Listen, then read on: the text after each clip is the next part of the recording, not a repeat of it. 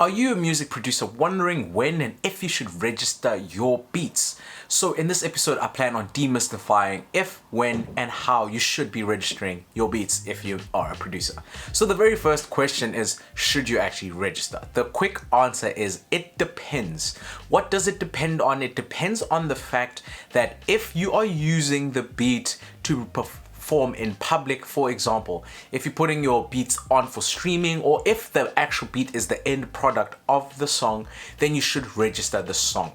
For example, if you're using the beat just for sync, for example, or if you're using the beat for radio, there are some radio stations that just play beats. If you do use your music for streaming purposes, then you should register your beats with SAMRO, Capasso, etc.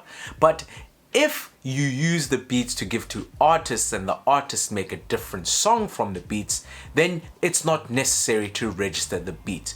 Why? Because the actual end product is very different to the initial product.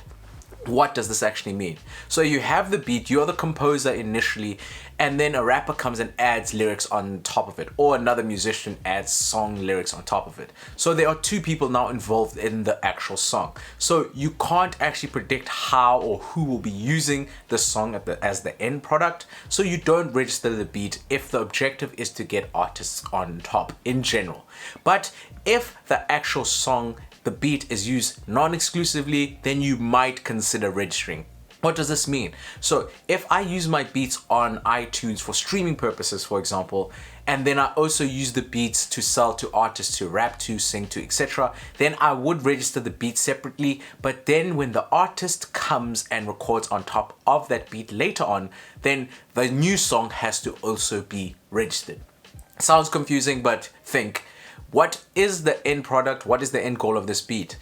If the end product of this beat is for artists to jump on, then don't register the beat.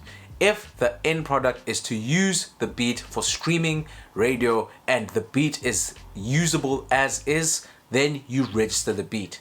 Now, it also depends. If you have a publisher that does your sync work for you, then usually the publisher would be doing the registration to Capasso and SAMRO, etc.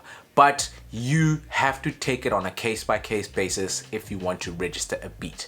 If you want to know how many streams you need to make 1,000 Rand, watch this video.